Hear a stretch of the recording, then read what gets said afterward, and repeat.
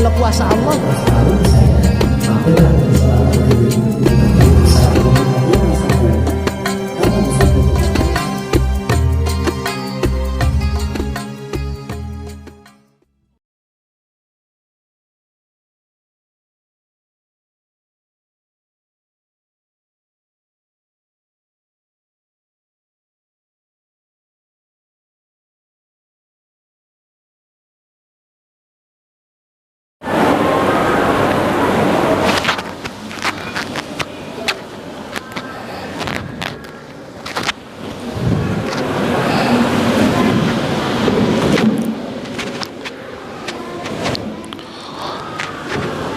Bismillahirrahmanirrahim.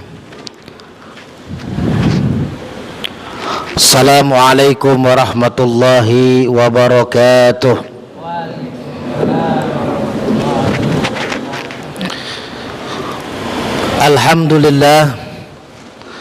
Alhamdulillahilladzi qad a'tana ni'matan katsiratan wa kabiratan lana wa hiya ni'matul imani wal islam. Ashhadu an la ilaha illallah wahdahu la syarika lah wa ashhadu anna Muhammadan abduhu wa rasuluhu la nabiyya ba'dah. Allahumma salli ala Sayyidina Muhammad wa ala ali Sayyidina Muhammad kama sallaita ala Ibrahim wa ala ali Ibrahim fil alamin innaka Hamidum Majid. Qala Allah Ta'ala fi kitabihil karim, a'udzu billahi minasy syaithanir rajim. Bismillahirrahmanirrahim. Man 'amila salihan min dzakari wa unsa wa huwa mu'minun falanuhyiyannahu hayatan thayyibah wa lanajziyannahum ajrahum bi ahsani ma kanu ya'malun.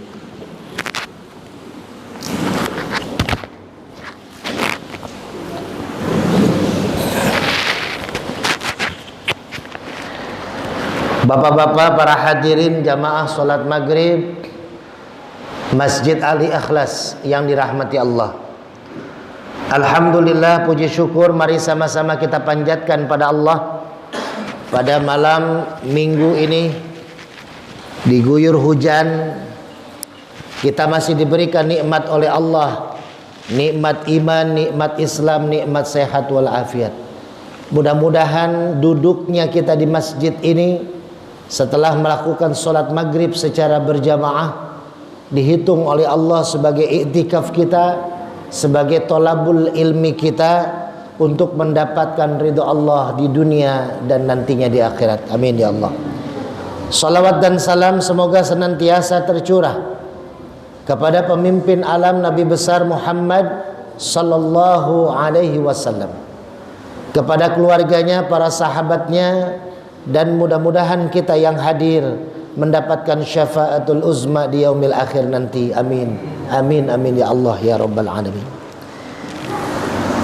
Hadirin yang dirahmati Allah, alhamdulillah masih di bulan Syawal kita diberikan oleh Allah kenikmatan setelah menjalani 1 bulan Ramadan. Kita masih diberikan kekuatan untuk menjalani ibadah. Maka ini adalah semata-mata niat kita untuk menjemput yang namanya bekal untuk kita pulang kepada Allah Subhanahu wa taala. Maka hadirin, pada kesempatan malam ini insyaallah kalau nanti kita jadi rutin sebulan sekali kah gitu, saya akan pakai kitab Riyadhus Shalihin, tapi nanti kita bahas tentang permasalahan hikmah yang ada di dalam ayat-ayat dan hadis-hadis dalam kitab Riyadhus Shalihin.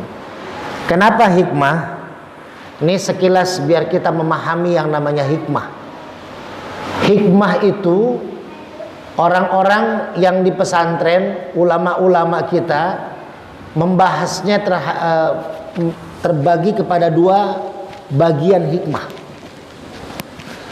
Hikmah pertama adalah tentang masalah kanuragan. Ya, jadi banyak dulu zaman-zaman ulama-ulama kita dulu yang berperang melawan penjajah, ya, itu dia, para ulama kita banyak memakai dan menggunakan, juga memiliki al-hikmah untuk berperang, ya. Makanya kita tidak heran sering dengar cerita dulu ulama-ulama ikut membantu memperjuangkan kemerdekaan Republik Indonesia. Salah satu guru saya almarhum Kiai Haji Abdullah Abbas, pimpinan Pondok Pesantren Cirebon Buntet, itu salah satu pejuang Islam. Beliau ikut memperjuangkan Indonesia, memerdekakan Indonesia saat itu.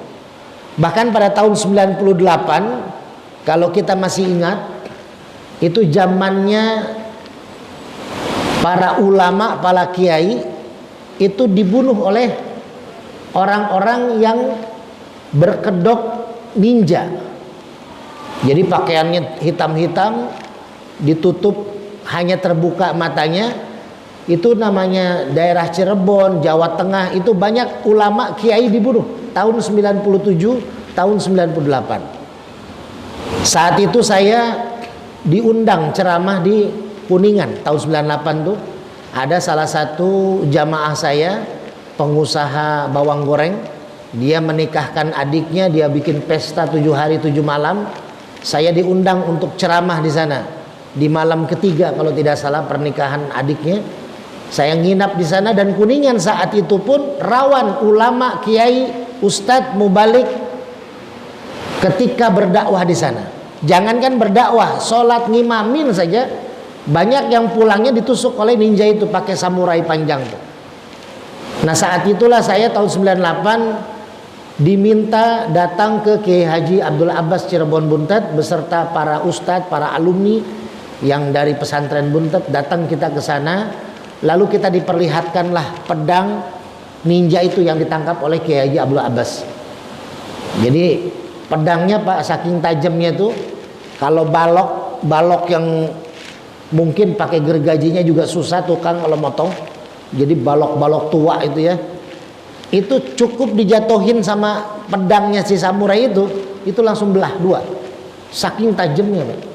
Jadi nggak dipukulin, hanya dijatuhkan saja terbelah dua, tajam sekali. Dan kita dulu dilatihnya setelah kita diijazahin ilmu oleh beliau, itu tangan kita masing-masing dites pakai samurai yang ninja itu, ya, buronan ninja yang tertangkap oleh almarhum Kiai Haji Abdul Abbas. Nah inilah ilmu kanuragan yang memang dari tahun 92 saya pesantren di Subang, di Kasomalang, itu kiainya pun terkenal kiai hikmah. Jadi saya mempelajari tahun 92 karena saya di Priuk itu dulu terkenalnya dipanggilnya Cinsun, Cina Sunda kan. Cina itu kan diincar kalau SD itu. Dari kecil itu kalau ada tawuran apa, kita pasti disantronin tuh. Disangkanya kita non muslim. Makanya ketika masuk pesantren, kiai nanya, niatnya apa? Mau belajar ilmu batin, ilmu hikmah. Awalnya gitu. Karena kita merasa di Priok itu selalu diincar di sekolah itu. Sampai 98 saya mempelajari kanuragan, pada akhirnya saya ketemu seorang kiai, seorang ulama di Sukabumi ketika saya mengajar di 2 pesantren. Tahun 98 saya mengajar di pesantren Asyam Suriah Cibadak Sekarwangi. Lalu saya mengajar juga di Al-Masturiah Cisaat Sukabumi. Saya mengajar di Sukabumi di Al-Masturiah, dan saya dapat kuliah gratis di sana selama 5 tahun. Jadi saya mengajar di 2 pesantren tuh, pulang pergi. Nah satu saat kiai guru hikmah saya, Kiai Haji Aang Umar Faruk, panggilnya Abah Faruk, beliaulah yang mengenalkan saya, mengajarkan saya tentang ilmu hikmah yang kedua, yaitu hikmah syifa, hikmah pengobatan. Jadi ada hikmah kanuragan, ada hikmah pengobatan. Disinilah saya memahami yang namanya hikmah itu ternyata ilmu Quran. Cuman banyak disalahgunakan, banyak disalahartikan. Maka misi saya dari beliau dan dari beberapa guru-guru saya hikmah lainnya, bagaimana caranya hikmah dikembalikan kepada jalan yang benar. Karena sekarang banyak orang-orang berkedok hikmah, membuka pengobatan alternatif, ya, membantu orang lain, tapi ternyata niat tujuannya adalah memperkaya diri, bahkan maaf banyak yang pada akhirnya terjerumus untuk menipu kepada orang lain. Makanya hikmah itu ilmu yang mulia, ilmu yang luar biasa tinggi. Dari mana ilmu hikmah pertama kali? Pertama kali ilmu hikmah dimiliki oleh Nabi Adam alaihissalam. Kenapa Nabi Adam, Ustaz? Ketika Nabi Adam diciptakan oleh Allah, lalu iblis tidak mau menyembah Allah. Malaikat semua sujud kepada Allah. Iblis tidak mau. Kenapa? Karena iblis merasa dirinya lebih sempurna dari Nabi Adam. Iblis merasa diciptakan dari bahan yang lebih mulia. Dia diciptakan dari api, sedangkan Adam hanya dari tanah. Tapi ketika Allah mengetes para malaikat, iblis dan Nabi Adam tentang satu ilmu, malaikat tidak bisa menjawab. Iblis terdiam. Nabi Adam yang bisa menjawab dan menjelaskan. Ini adalah ilmu laduni. Jadi dalam ilmu hikmah itu, ketika kita mau mempelajari ilmu kanuragan atau ilmu asyifa, dasar ilmu yang harus kita pelajari adalah ilmu laduni. Apa itu ilmu laduni? Ilmu pemahaman. Ilmu pemahaman artinya ya ilmu hikmah, karena hikmah itu artinya memahami. Banyak orang yang sholat tapi tidak diterima oleh Allah sholatnya. Kenapa? Karena sholatnya hanya menjatuhkan nilai kewajiban kepada Allah. Ketika datang sholat maghrib buru-buru, tadi saya macet di jalan. Biasanya sebelum maghrib 10 menit nyampe lah dari rumah. Ternyata tadi macet di jalan. Ya, itu orang berbondong-bondong buru-buru mau masuk masjid karena dengar panggilan azan. Lalu setelah sholat, selesai sholat, sudah hubungan dengan Allah selesai. Imam takbir, makmum ikut takbir. Imam baca Fatihah, makmum mendengarkan. Imam baca surat, makmum baca Fatihah. Lalu imam ruku, makmum ruku. Imam sujud, makmum sujud. Imam tahiyat, makmum tahiyat. Sampai salam pun makmum ikut salam. Setelah itu apa? Ya sudah, zikir, doa, pulang. Kalau ditanya, habis sholat maghrib? Iya, habis sholat maghrib. Apa yang didapat dari maghrib tadi? Makanya Pak, sholat ini kenapa jadi tiang dasar agama? Sholat ini kenapa menjadi paling utama ketika dihisab di hadapan Allah? Hati-hati. Ibadah kita berbuat baik kepada orang, kita umroh, kita haji, kita sodakoh, itu nggak akan diterima Allah kalau sholatnya berantakan. Karena hisab yang pertama adalah sholat. Makanya setiap ulama, para habaib, para ustadz dalam berceramah pasti mengingatkan yang namanya sholat. Bahkan kita sudah meninggal pun kita diingatkan oleh sholat. Disolatkan kita oleh orang lain sebelum kita masuk ke dalam liang kubur.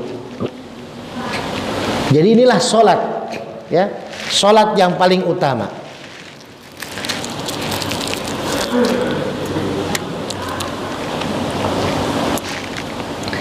Nah, ayat sholat ini, aqimis sholat inna sholata tanha anil fahsya'i wal munkar. Ayat tentang sholat ini dibukanya bukan dengan if'alis sholat, tapi dengan aqimis sholat. Bukan kerjakan sholat, tapi dirikan sholat. Makanya kenapa harus ada ilmu hikmah dalam kita menjalankan segala sesuatu? Karena kalau orang-orang yang mempelajari ilmu hikmah, ya, di luar konteks, kita nggak usah mikirin ini hikmahnya kanuragan kah, ini hikmahnya tentang pengobatan kah. Hikmah itu adalah pemahaman kita tentang apa yang kita lakukan dalam agama kita. Jadi kalau orang yang mempelajari hikmah, belajar Quran dengan hikmah, belajar sholat dengan hikmah, belajar zakat dengan hikmah, belajar sodakoh dengan hikmah, semua kita pelajarin, maka harus ada dasar hikmah. Apa? Pemahaman. Kalau orang tidak memahami sekedar baca aqimis sholat, dirikan sholat, sesungguhnya sholat bisa mengerjakan, bisa mencegah perbuatan keji dan munkar. Makanya orang berpikiran, oh kalau kita sholat berarti kita aman nih, nggak akan kita mendapatkan fahsya dan munkar, nggak akan kita melakukan maksiat. Tapi coba tengok orang-orang yang rajin sholat ke masjid, masih ada tuh yang korupsi. Bahkan koruptor itu paling banyak, survei membuktikan di Kementerian Agama, baik tingkat daerah sampai tingkat nasional. Bayangin Pak, di Kementerian Agama kan yang ada orang-orang yang katanya paham agama, katanya ustadz-ustadz, kiai-kiai yang benar-benar ahli di bidang agama. Tapi kenapa ternyata di Kementerian Agama paling tinggi yang namanya tingkat korupsinya? Coba haji kita lihat Pak, berapa triliun uang haji, uang umat yang disimpan di dana haji. Makanya kalau kita berpikiran, mereka sholat rajin. Bahkan di Kementerian Agama itu rata-rata ustadz-ustadznya, orang-orangnya ngisi ceramah di sana, ngisi ceramah di sini, ngimamin di sana, ngimamin di sini. Tapi kenapa dia masih tetap menjalankan satu hal yang dilarang oleh Allah? Kalau kita berbuat dosa, efeknya buat diri kita sendiri, yaitu dosanya bisa dimaklumi, walaupun tetap dosa. Tapi yang paling luar biasa berdosa, orang yang melakukan dosa lalu efek dosanya merugikan orang lain. Itulah korupsi. Ya, itulah korupsi. Kita datang ke Kementerian Agama minta tolong kita untuk mengurus satu hal tentang masjid. Itu oleh Kementerian Agama dengan pelicin. Padahal harusnya gratis. Apalagi ini buat umat, buat masjid. Ya udah saya bantu dari Kementerian Agama buat Masjid Al-Ikhlas. Tapi tolong sekian puluh persen. Dulu saya Pak 2003 megang Badan Amil Zakat Kabupaten Purwakarta. Tahun 2003 itu saya setelah lulus sarjana di Sukabumi, saya ditarik sama kiai saya, sama orang tua saya di Purwakarta. Beliau sekarang menjabat sebagai Rois Suriah PWNU Jawa Barat, Kiai Haji Dr. Kiai Haji Abun Bunyamin. Saya sudah di WA beliau, makanya saya minta izin sama Pak Ketua, harusnya saya malam minggu depan. Tapi saya Sabtu pagi saya berangkat ke Purwakarta lagi. Rencana Senin saya ke Purwakarta ngantar anak pesantren, lalu Sabtu saya ke Purwakarta lagi karena diminta oleh Pak Kiai Abun untuk hadir acara alumni. Dari awal alumni tahun 94 saya di sana. Nah, saya memegang Bajis Kabupaten saat itu, ketua umumnya adalah Pak Lili Hambali Hasan, Bupati Purwakarta. Bupati Purwakarta Pak Lili Hambali Hasan, lalu ketua hariannya adalah Kiai Haji Abun Bunyamin. Saat itu beliau menjadi ketua MUI Kabupaten Purwakarta. Nah, saya dipanggil untuk mengelola Bajis Kabupaten Purwakarta. Saat itu pendapatan Bajis hanya 120 juta. 120 juta per tahun, bayangin. Dulu namanya masih Bajis, Badan Amil Zakat Infak Sodako. Kalau sekarang sudah diganti namanya Baznas. Ya, se-Indonesia sudah diganti. Saat itu saya punya apa? Punya tantangan dari Kiai Abun. Tolong kamu bikin cara agar masyarakat Purwakarta ya itu antusias untuk membayar zakat dan meninggikan pendapatan Badan Amil Zakat Kabupaten Purwakarta. Saya disuruh bikin buku, saya bikin buku 2003 itu, 1 minggu lebih saya bikin buku. Saat itu sedang kemarau panjang 2003 itu, sampai Jatiluhur di Purwakarta itu airnya sudah mulai terlihat dasarnya karena sudah mulai kering. Akhirnya saya bikin buku di sana, saya buka-buka kitab, buka ayat, buka hadis. Ketemulah satu hadis, Allah tidak akan memberikan air hujan kepada orang-orang yang sudah mulai marak maksiatnya, lalu sedikit sodakohnya. Sudah mulai orang malas untuk memberikan bantuan sama orang lain. Sodakoh jarang ditunaikan, zakat jarang ditunaikan. Makanya nanti saya akan bahas di satu malam tentang zakat. Kalau nanti kita adakan pertemuan lagi tentang zakat itu seperti apa. Karena saya memang dulu 2003 sudah memegang zakat. Dan banyak masjid-masjid saya yang bantu untuk membuka badan amil zakat masjid. Ya, terpisah. Kita nggak bersandar kepada Basnas Kabupaten Basnas Kota Depok. Tapi khusus Masjid Al-Ikhlas misalkan membuat badan amil zakat Masjid Al-Ikhlas. Untuk apa? Bagaimana caranya nanti kita bahas total. Jadi saat itu saya bikinlah buku itu dan saya kirim ke tiap-tiap kecamatan, tiap-tiap kelurahan. Akhirnya kita di-ACC oleh Pak Bupati saat itu, karena Pak Bupati juga ketua Basnas, ketua Bajis, bahwasanya kita boleh mengambil hak zakat mal dari tiap-tiap perusahaan di Purwakarta yang ada. Jadi saya tiap minggu tuh keliling perusahaan di Purwakarta, kerjasama sama kepala pimpinannya untuk mengambil zakat malnya dari karyawan. Karena memang wajib, Pak. Zakat mal ini wajib. Tiap bulan kita harus keluarkan zakat mal. Bapak kerja gaji 10 juta. Ya, kalau zaman dulu kan ke guru ngaji, ke kiai, ke ustadz. Saya banyak jamaah saya yang beberapa datang ke rumah saya untuk zakat mal ijab qabul. Gaji 10 juta, berarti tiap bulan 250.000 dia zakat mal. Nanti kita bagikan lagi kepada yang haknya. Nah, akhirnya apa yang terjadi, Pak? Itu zakat mal tahun 2003 ketika saya pegang, tadinya 120 juta per bulan, per tahun dapatnya. Tahun itu setelah kita pegang 1,3 miliar, naiknya luar biasa. Ya, makanya disitulah saya berprinsip dengan Kiai Abun bahwasanya zakat di Kabupaten Purwakarta harus bisa masuk ke semua arah.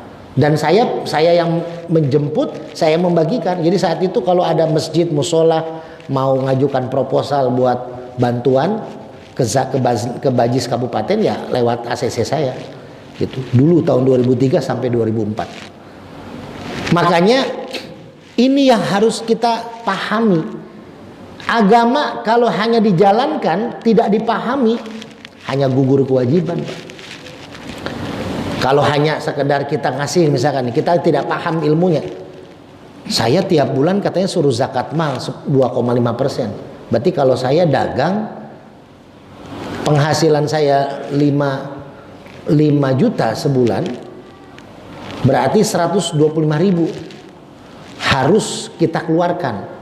Jadi kalau kita punya dagang, punya penghasilan 5 juta, Pak, itu kalau kita belum keluarkan 125.000, maka yang 4,8 juta itu jadi kotor uang kita. Hati-hati. Makanya kenapa? Loh, kok saya dapat gaji sebulan 5 juta tapi kurang mulu. Tiap minggu mesti servis motor karena rusak, ada aja kecelakaannya, ada aja ininya. Mungkin uang kita belum dibersihkan. Ingat, sodako itu melipat gandakan rezeki. Kalau zakat mal membersihkan rezeki. Tapi sodako saya udah 10% Tat. Dari 5 juta, wah saya udah sodako sebulan tuh habis 500.000 atau 250.000 saya sodako. Kata dia, lebih daripada zakat mal, tapi tidak ijab qabul, jatuhnya sodako. Jadi dibedakan tuh, Pak, antara sodako dengan zakat mal. Itu yang membedakan adalah hikmah. Kalau kita ngasih, saya ngasih ke anak yatim 100.000, ya, itu jatuhnya sodako. Itu didapat pahala, dapat. Tapi apa? Kalau uangnya belum kita bersihkan zakat mal, kita sodakoh dari harta yang masih kotor. Jadi yang wajib yang mana? Zakat mal dulu keluarkan. Makanya ijab qabul, ada yang ke ustadz, ke kiai. Makanya kalau masjid membuat program zakat mal, ada ustadznya yang memahami, maka masyarakat di sekitar masjid tidak perlu pusing. Tiap bulan mereka investasi zakat malnya di masjid ini. Tapi terpisah nanti kas masjid dengan kas zakat mal. Karena nanti diperuntukannya buat siapa saja itu harus terinci. Masyarakat mesti tahu. Ini yang terjadi. Pemahaman, Pak. Sholat juga kalau nggak dipahami kan gitu, hanya dilaksanakan. Padahal kalau sholat mau kita pahami, setiap gerakannya mengandung hikmah, mengandung makna. Jadi hikmah itu pemahaman. Jadi saatnya sekarang kita, apalagi di usia-usia senja, usia yang sudah 60, 70, apa sih yang mesti kita pikirin lagi kecuali kita menyiapkan bekal kita kepada Allah. Bagaimana cara kita mau siapin bekal kita? Mesti kita bawa bekal apa nih kalau kita tidak paham yang kita bawa? Dengan cara apa? Dengan cara hikmah. Hikmah ini ilmu hikmahnya pertama dari Nabi Adam. Jadi Nabi Adam punya ilmu hikmah yang akhirnya bisa paham dengan bantuan ilmu laduni, sedangkan Allah belum memberitahukan kepada Adam dan belum mengajarkan kepada Adam. Yang kedua, ilmu hikmah itu siapa yang mengajarkan? Banyak nih ilmu hikmah ya.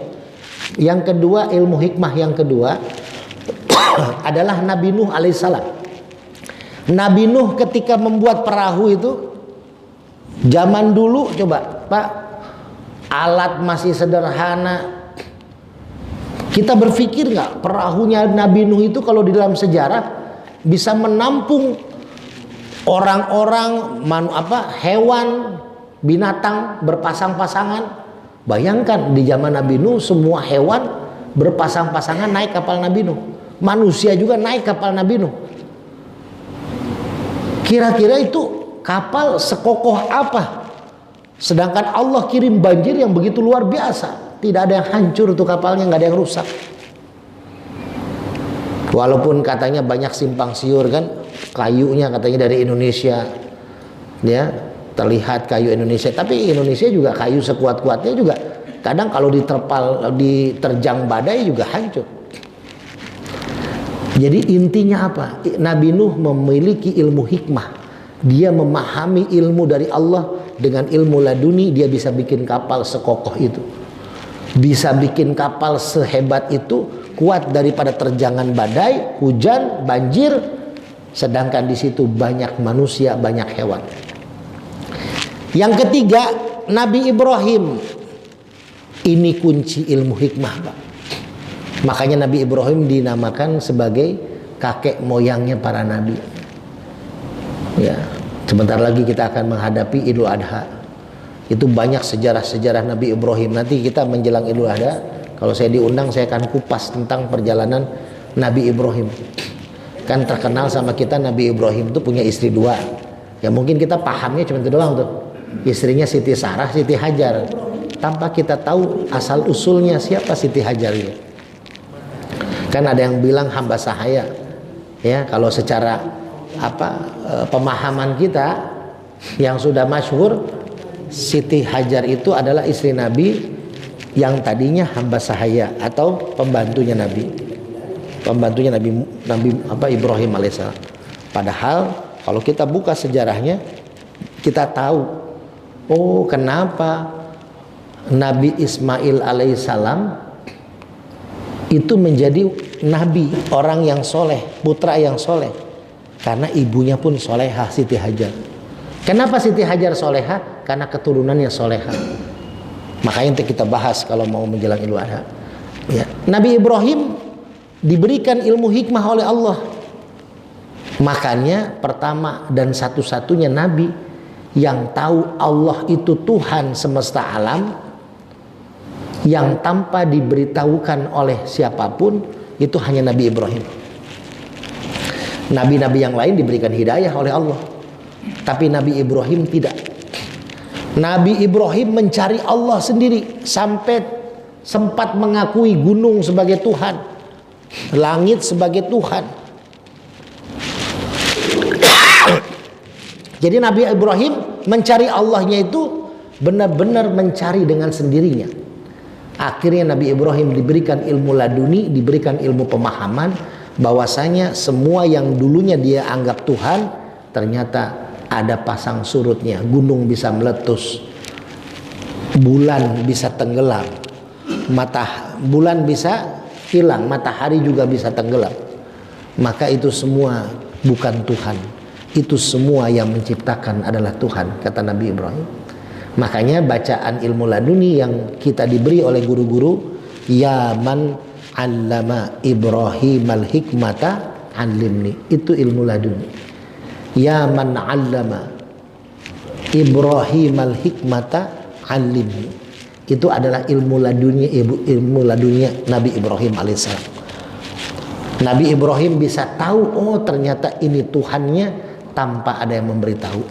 Walaupun dalam proses pada awalnya salah. Inilah manusia, Pak. Kita belajar menuntut ilmu, jangan pernah takut salah.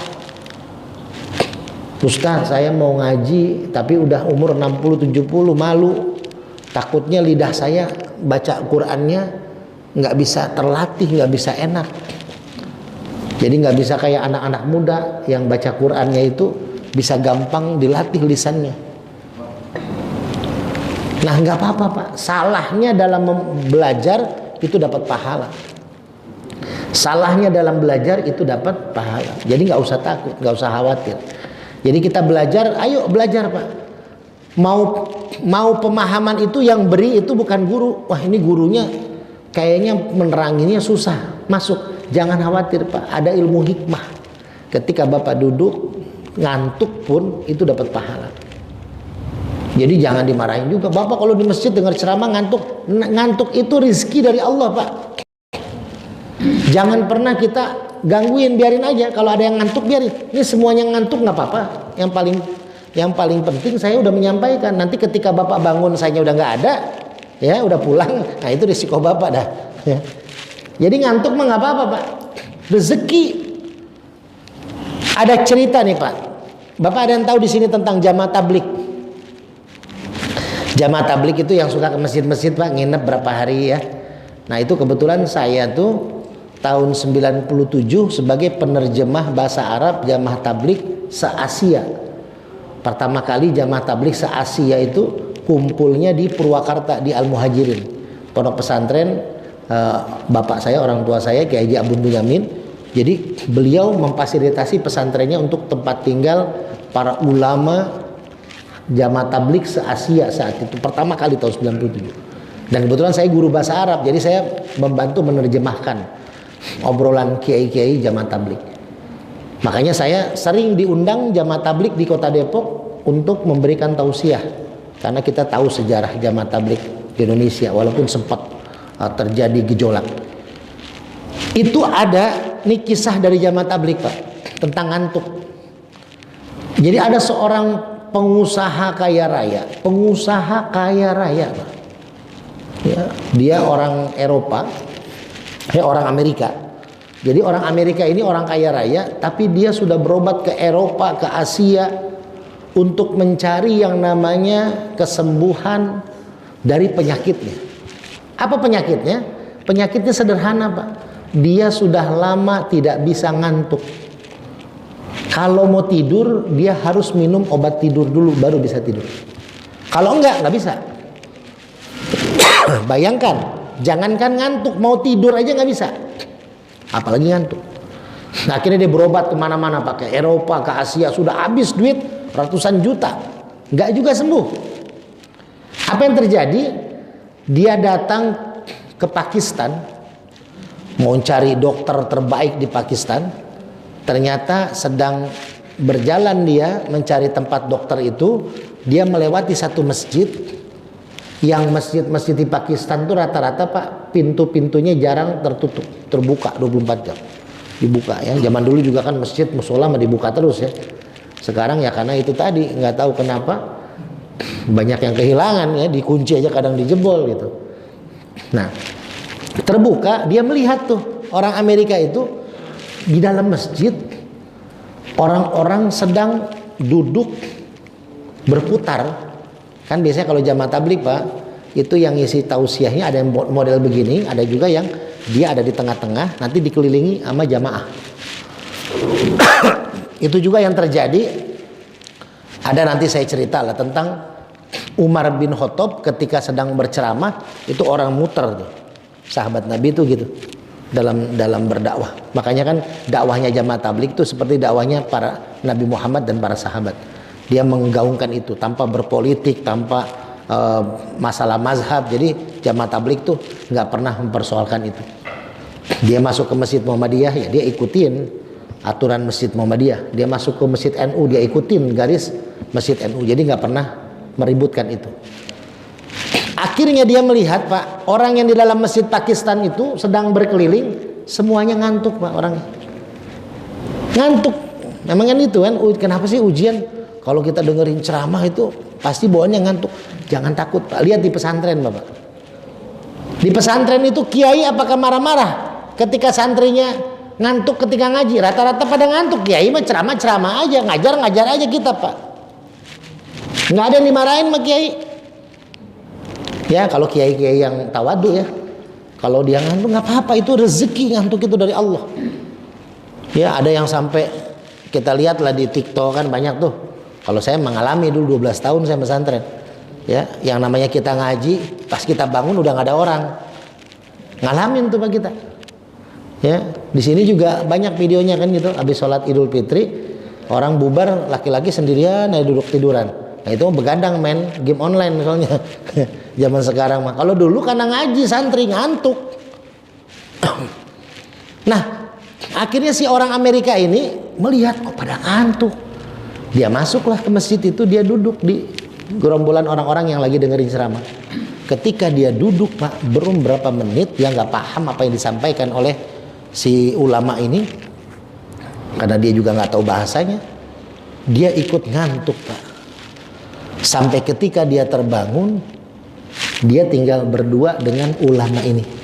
Ulama ini menunggu dia sampai dia bangun. Ketika bangun dia ceritalah bahwasanya dia sudah bertahun-tahun punya penyakit, nggak bisa ngantuk. Lalu ulama ini memberikan pemahaman dan orang ini masuk Islam karena ngantuk. Bayangkan. Inilah ilmu hikmah, ilmu pemahaman. Jadi jangan sampai orang masuk masjid ya, kita lihat ada tato dikit, padahal kita nggak tahu itu sepedol anaknya nyoret-nyoret bapaknya ya. Wah Pak, nggak sah itu bapak sholat kalau ada tatonya. Karena apa? Karena air wudhu nggak bisa masuk. Nah udah, orang itu nggak akan mau ibadah, Pak. Dosa kita. Ya, mau tatoan mau apa? Saya punya murid, Pak, hampir seluruh badan tatonya. Ya, alhamdulillah sholatnya rajin. Ya, saya pribadi apa? Yang paling utama adalah hati, karena Allah tidak lihat rupa badan kita, tapi Allah lihat hati kita. Di hikmah tuh Pak, saya ada yang datang awalnya berobat ke saya, orang Islam tapi nggak mau sholat. Saya nggak pernah suruh, nggak pernah paksa, tapi dia tiap hari ke rumah saya terima. Saya sholat, saya tinggal, saya sholat dulu ya. Setelah 4 bulan dia sendiri yang menangis, dia malu sama saya, dia pengen sholat. Tapi kenapa saya nggak pernah dia ajak sholat sama Ustadz? Sholat mah itu kewajiban kamu kepada Allah. Kalau kamu sholat saya paksa, takutnya kamu sholat karena terpaksa karena saya. Itu. Jadi kita berikan pemahaman hati seseorang. Itulah ilmu hikmah, ilmu yang dipahami dan dihasilkan dari hati. Makanya majlis zikir saya namanya khudurul qalbi, menghadirkan hati. Karena banyak orang pinter otaknya nih Pak, banyak orang cerdas otaknya, tapi hatinya tidak cerdas. Banyak orang yang cemerlang otaknya, tapi hatinya tidak cemerlang. Maka apa? Maka akan tertutup hatinya, dia bisa melakukan sesuatu yang dilarang agama, padahal dia sendiri memahaminya. Kalau menurut saya bukan memahami, tapi dia mengerti. Mengerti dan memahami itu beda. Kalau dia paham, dia akan hati-hati dalam melakukan langkah-langkah dia. Makanya itu Pak, kita belajar hikmah, kita belajar pemahaman. Jadi belajar hikmah itu bukan Ustadz mau bikin kajian hikmah di Masjid Al-Ikhlas. Oh berarti mau diajarin kanuragan, diajar pengobatan. Bukan Pak. Kalau Bapak mau belajar kanuragan pengobatan, datang ke rumah. Tapi kalau di masjid, kita belajar hikmah, pemahaman tentang Islam yang kita selama ini lakukan. Sholat kita, zakat kita, puasa kita. Banyak orang yang hebat cara menerangkan Al-Quran. Tapi kalau ditanya apa yang tadi diberikan oleh Ustadz itu tentang pemahaman Quran, waduh terlalu tinggi, ilmu saya nggak nyampe Ustadz. Karena untuk kita Pak, kalau di pesantren boleh ada tingkatannya kitab-kitab. Tapi kalau kitab diberikan pemahaman secara gamblang di masjid, mohon maaf Pak, banyak jamaah ini yang penting apa? Yang penting saya bisa benerin sholat. Saya nggak mau dalil yang pusing-pusing. Oh, dalilnya ruku begini, dalilnya sujud begini. Kenapa 2-3? Kenapa ada yang menganjurkan untuk 11 rakaat tarawih? Nggak perlu yang kayak gitu-gitu, Pak.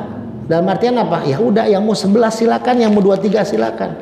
Yang paling penting ajarkan cara sholat yang baik.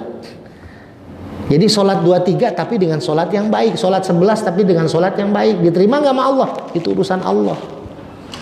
Masalah penerimaan itu urusan Allah, bukan urusan kita.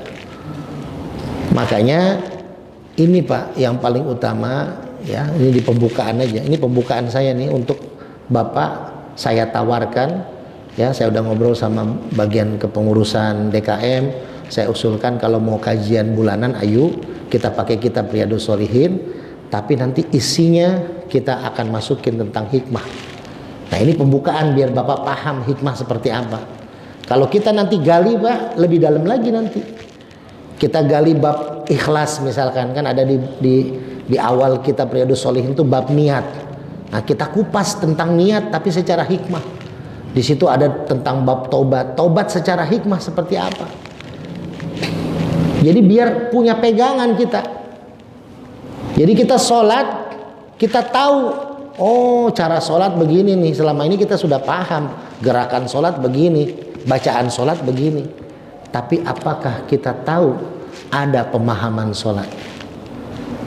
Ketika kita memahami tentang gerakan sholat kita, bacaan sholat kita, itulah yang bisa menyebabkan kita anil fahsya'i wal munkar, bisa mencegah perbuatan keji munkar. Jadi kalau sholat kita cuman hanya bacaannya fasih, gerakannya bagus ya, tapi kita nggak paham tentang sholat kita, maka sholat kita hanya sekedar menggugurkan kewajiban. Makanya Pak, kenapa sholatnya Abdurrahman bin Auf itu bisa menjadi pengusaha yang sukses? Kekayaannya tuh sejazirah Arab nggak ada yang ngalahin kekayaan Abdurrahman bin Auf.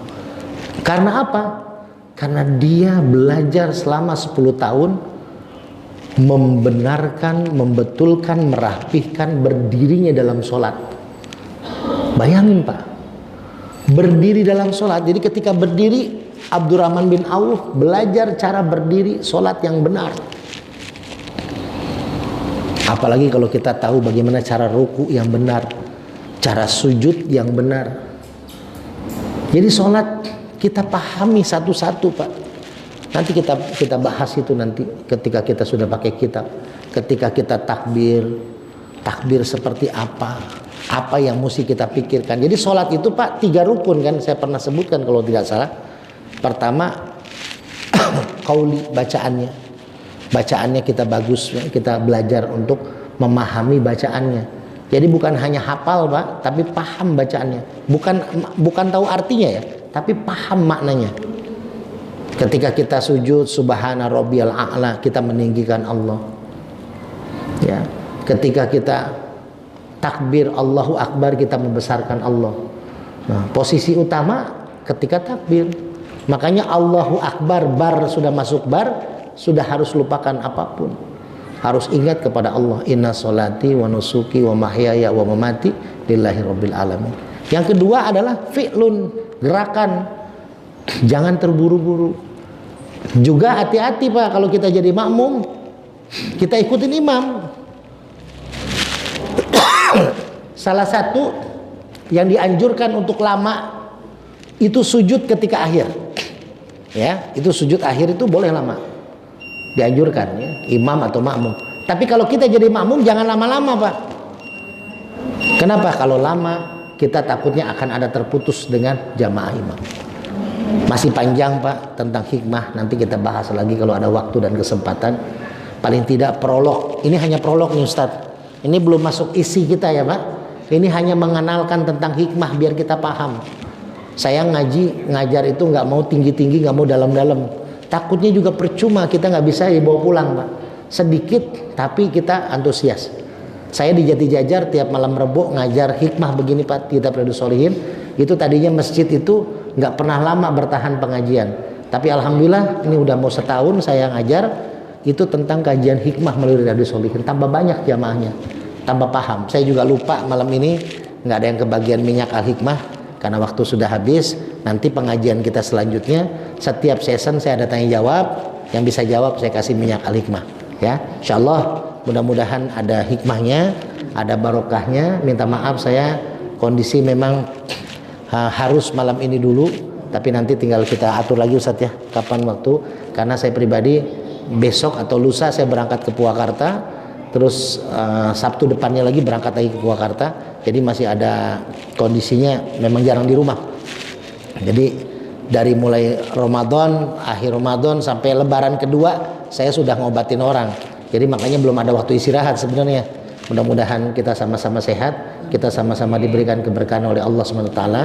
Saya minta maaf apabila ada kesalahan, kekurangan, kehilafan.